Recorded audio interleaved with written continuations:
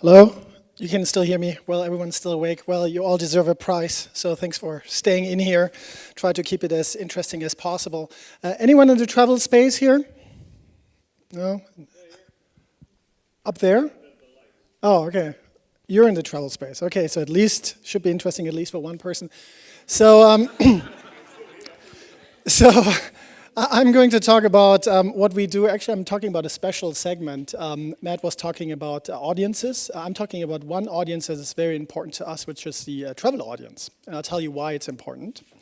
The company is called Adara. It's not an Irish name, it's a fantasy name, but it was founded 9 years ago in Silicon Valley, Mountain View. And our international headquarters is in Dublin, right in Fitzwilliam Square. And I invite you all, not at once, but to visit over if you want to stop by, learn more about the company. My email address is up here, so send me an email and let us know if you want to stop by. So you've seen all this slide in one form and another. There's lots of data out there, and the number is growing. And Matt mentioned it. The question is, what's noise? What really is actionable? If you look at the data out there, data is cheap. It's very difficult, actually, to filter this data out. And if you're able to turn this data and turn it into knowledge, into something actionable, we look at the real examples, you're actually creating a lot of value, right? And you see this with companies like Facebook and Google who do this. So I want to give you an example. This is one of my favorite hotels. It's the Anders Hotel in Amsterdam. In fact, I was just staying there on Tuesday for the conference. It's a beautiful, beautiful place, fairly new. It's in the old library in Amsterdam. It's very eclectic and nice. And if you're the marketing manager for this particular hotel you just opened up, it's a tough problem, right? Because you want to fill it up, and after the first week, so what do? My guess is, how do you fill up the hotel?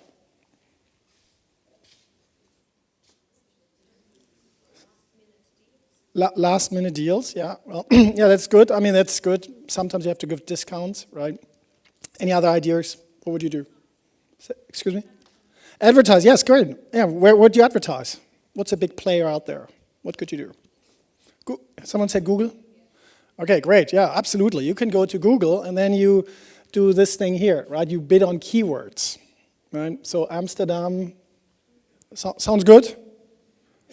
Anything wrong with this? Too wide. Okay, why is this too wide?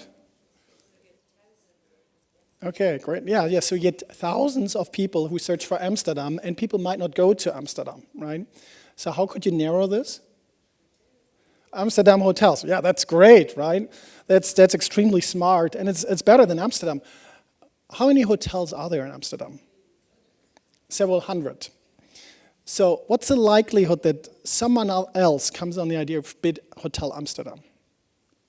Fairly high, right? Everyone is trying to do this.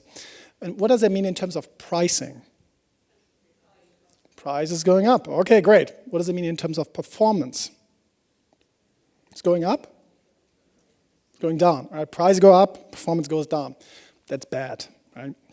So now, okay, you know, Facebook, social, Twitter, you'll just bid on these keywords, right? Hashtag Amsterdam. Anything wrong with this?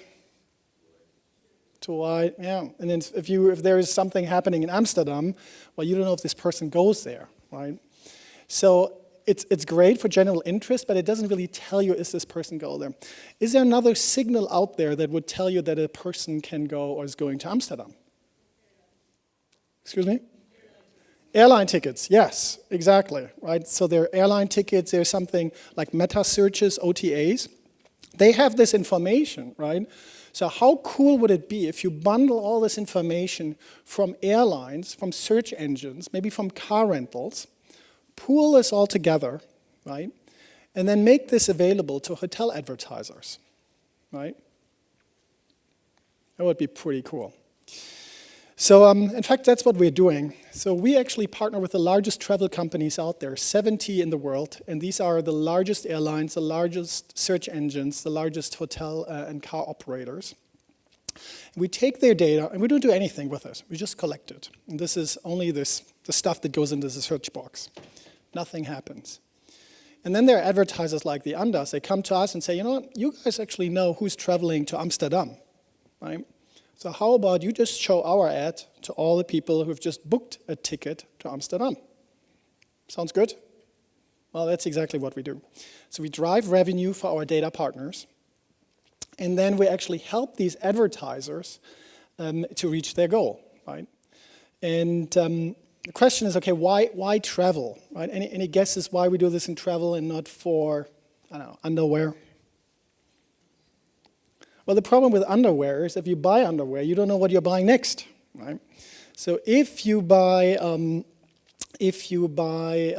flight, well, you probably need a hotel, right? And so that's actually why travel is very interesting. There's lots of data out there. You have these complementary products, right? So someone travels somewhere, you probably need to stay somewhere, whether it's on a couch, Airbnb, hotels, you might need a car, you might need an insurance, and many other products. It's actually very expensive too. If you think about underwear or CDs or books, how much is a book? 15, 20 euros, right? If you buy a ticket, unless it's Ryanair, and even Ryanair can be very expensive, can easily be 1,000, 2,000, 3,000 euros, right? If you buy a first-class ticket to New York, it's 10,000 euros, right? You can also use this for other verticals. Any ideas how this could work? How could you use this for, let's say, Maserati? First-class passengers? Yes, exactly. So imagine you know for 250 million people how they have traveled in the last 9 years, right? And then you can identify people who maybe travel every quarter first class for a $10,000 ticket to New York, right? It's $40,000 just on airline flights. So this person has money, right? One way or another. So if you are selling Maseratis, right, how do you do this? You just open a store in Ballsbridge and hope that people buy a Maserati? That's very optimistic, right? Or you just put an ad for the Maserati in front of all these people who just traveled 4 times a year, first class ticket for $40,000 to New York, right? So what do you choose? So why first hand? Because there are many data exchanges out there. You can buy data, click and then you buy these segments. Well, we think to outperform the market. If everyone has the same data, it's very difficult to be better than someone else, right? So if you have first-hand data that no one else has, you actually have a chance, I'm not saying that you are, but you have a chance that you're actually better than someone else. It's actually better value because if you have a middleman buying data and then selling it, well, guess what? The guy wants to make a profit, right? So you cut out the margin. And then also you avoid the risk of data leakage. The more players you have involved, the more there is a risk that someone else going to dig into this database, steal something. And if you're a travel company, if you're a large airline, the last thing that you want is some competitor hacks into someone's database and steals all your data, right? So that's why first-hand data is important. So scale is important. If you can do this for one person, that's great. But if you want to sell Maseratis to a lot of people, you need a lot of data. And so we have this. We have, in fact, 250 million unique profiles. So these are individuals that we have seen in the last 30 days that we can target with targeted advertising messages at any point in time. In fact, it takes us 30 seconds once we see a person that has just searched for something to target this person anywhere on the planet. That's a phenomenal speed, and you need to be able to react pretty quickly. I got to talk to this in a few seconds. You also want fresh information, right? You want to have fresh information because it's very actionable, but you also want to have history. So okay, this person is always going to Mallorca. So if I have a hotel in Mallorca, I can target these people. So history can be very important. Why? Right? Why is more data better? So we have billions of data points. And here's why. If you know someone is going to travel to Dublin, you can offer and show them a hotel, let's say the Shelburne, right? Well, if there are 5 people now traveling to Dublin, well, guess what, right? Then you can offer him maybe a suite at the Shelburne, right? You can offer them also a rental car. If you know that 1 person travels, you can offer them a mini. If you know that 5 people are traveling, you can offer them a minivan, right? If you know that these people have gold status at some company, you can offer them then certain rewards too. So we see a significant uplift the more data points you have for a specific campaign. Right? What else can you do? Well, it helps you for your analytics and your intelligence. So you see here on this slide that the average air and hotel booking window is shorter for business travelers than for leisure travelers. Right? That's what you assume. But what can you do with this? Why do you care? Any guesses? Yeah, timing, great, exactly. So you know when to advertise, absolutely. Filling up rooms at different rates. Pricing, absolutely, right? So if you know when people are traveling, when they book, that's when the need is highest. Then you can do your yield or revenue management, absolutely. Great insight, very actionable stuff. And then also if you look at just the timing of air bookings, this helps you for let me explain this first here. So you see on the blue line, you see the business travelers. On the red line, you see the leisure travelers. Leisure travelers, pretty straight line. And business travelers is, there's this spike, right? Just about 20 days in advance. Goes back to the pricing. Yes, if you know that business travelers book short term, maybe even you can customize this for certain routes, then that's exactly how you want to sell or price your business class tickets. Right? Not necessarily your leisure tickets, but your business class tickets. So great insight. I want to talk a little bit about some myth that we have seen and that we can now falsify or verify. Right? So travelers book air first, then hotel, and then cars. Make sense? Yeah, makes sense. It's actually not really true. If you look at the data, what you see, there's this huge spike when actually the hotels and car flight bookings are done. And what it actually means is that people book everything at the same time. Right? You want to be done with this. You don't want to just book your flight and then, where do I stay? Right? Your wife or your husband is asking you, what are we doing? Right? You don't have the hotel. So people do this all at the same time. And there are great implications to this because it means if you know that someone is traveling, you need to be able to really return very quickly with a message and tell them, hey, here's a hotel that you need, right? It's too late if you can do this 2 weeks afterwards or if you can do this a day afterwards. You need to be able to do this right now.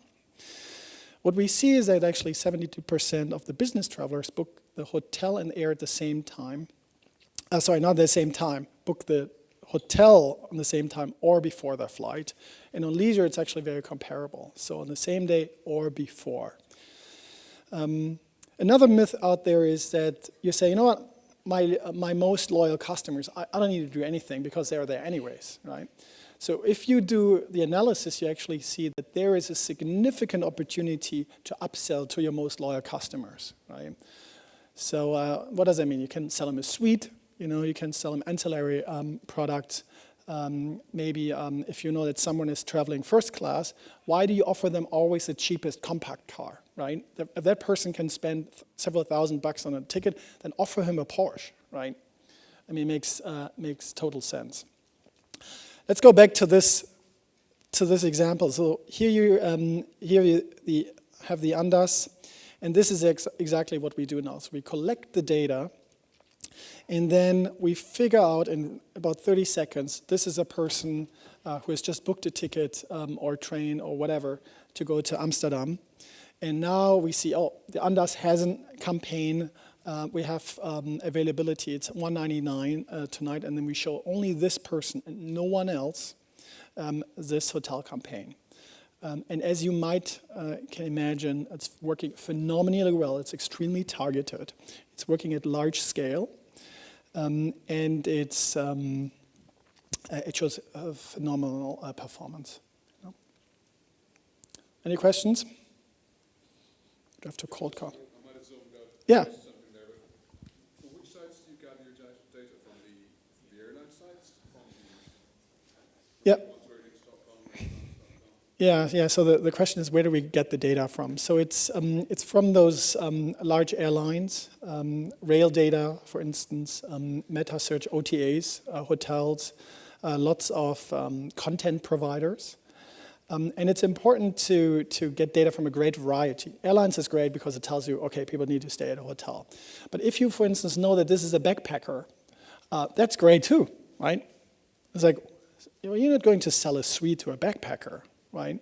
But if you know, hey, this is a person who takes a bus to go from Rome to Spain, 3 days, right, for nine euros, right? What do you sell to this person? Well, that person, I tell you what, is just coming out of high school, right? Because who else has 3 days to go from Rome to Italy, right, on a backpack?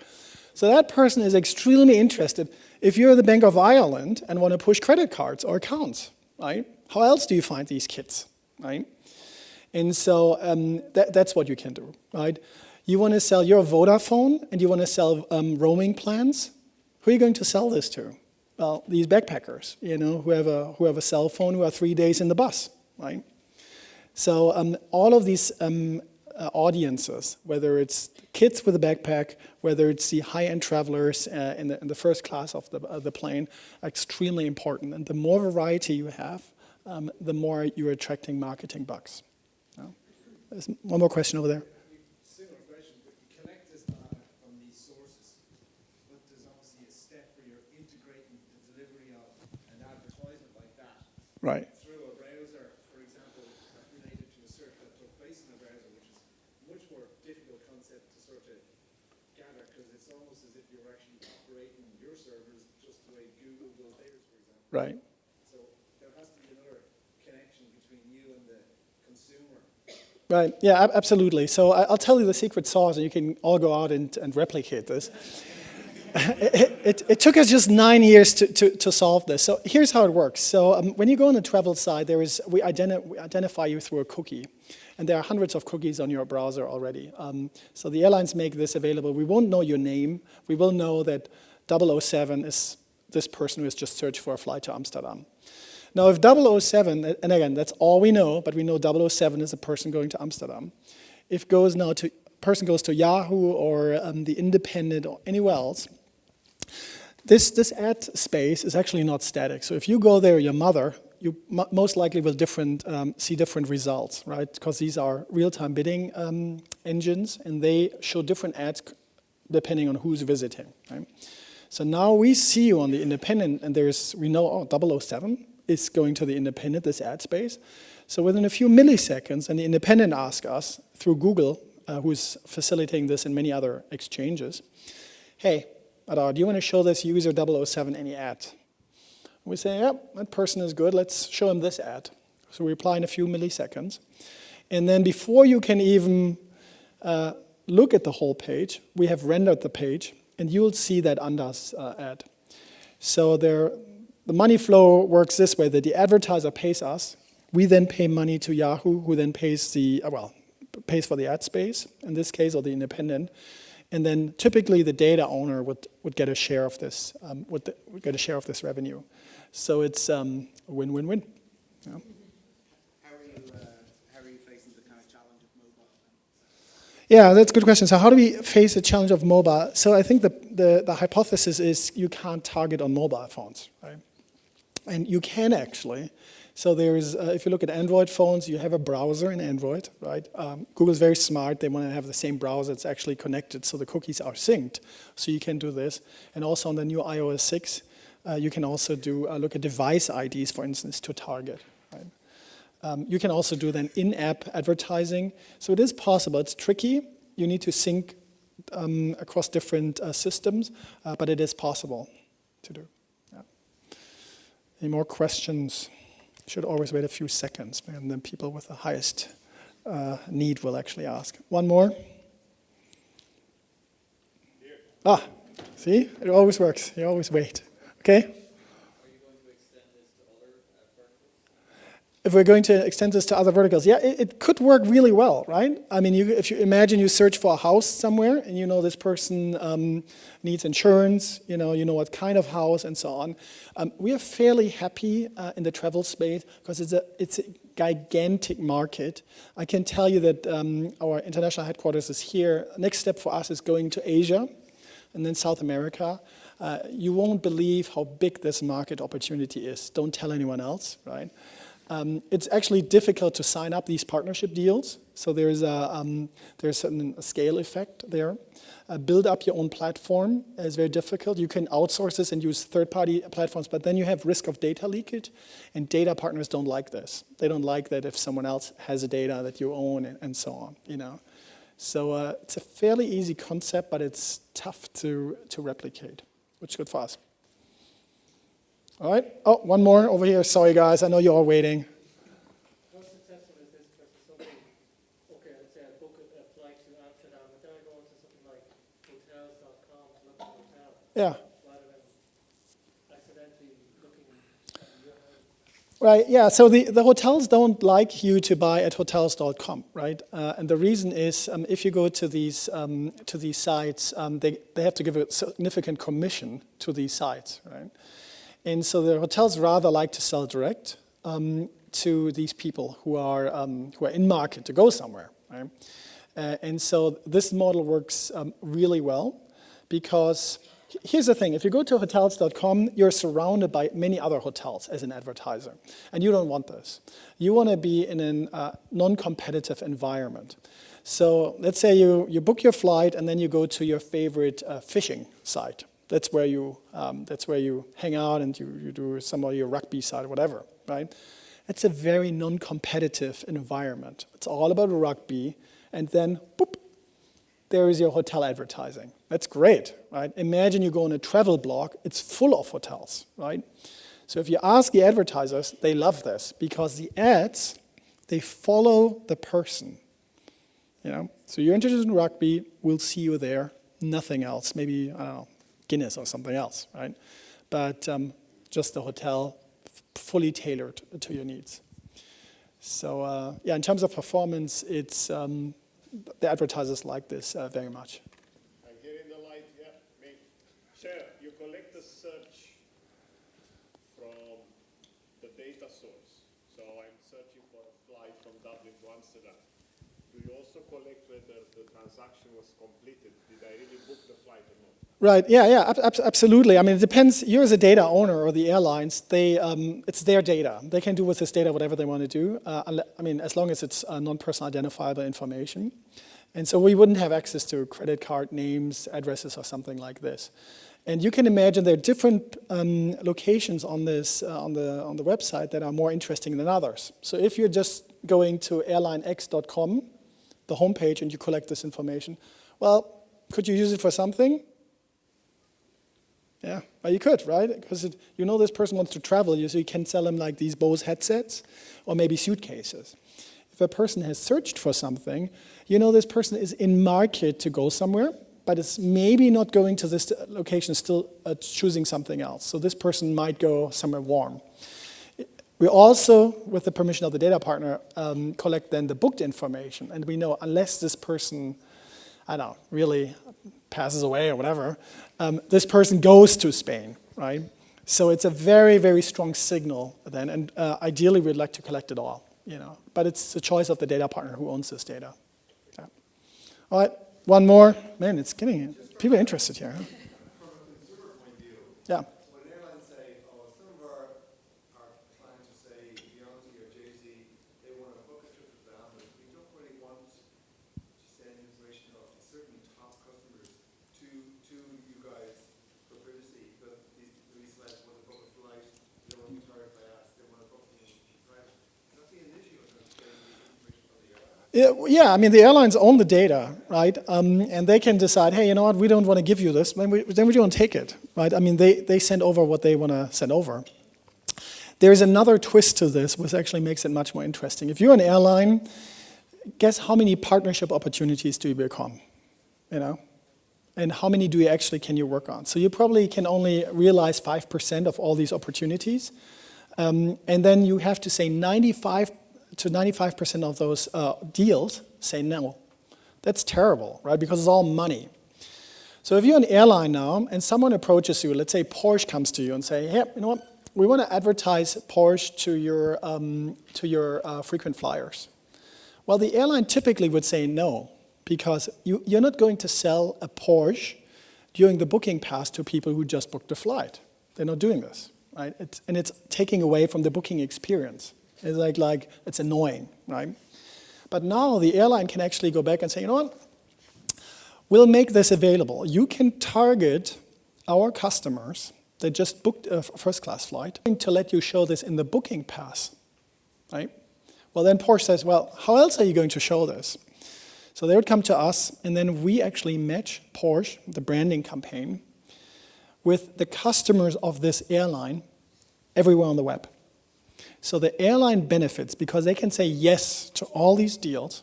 They show 5%, whatever they want to show, insurance, credit cards on the booking path. And all these other ones, they can actually now execute on outside of the web. So it's a phenomenal deal. If you're a partnership manager for an airline, you're sitting on money. You can't do it because you have only so many visitors. And now you can go back to all these partners and say, hey, we got to do it. You can target our customers. It won't be here on thisairline.com. It will be all over the web, but it's our customer, right? And so that's really powerful because now as an airline, and I think Müller, who's the CEO at Aer Lingus, just said this, we want to be seen as a retail store, not as an airline. You have access to phenomenal data, and now instead of, you can just not just sell the airline tickets, but now you can actually sell access to your audiences, right? In a very safe, very scalable way. All right. Well, thank you very much.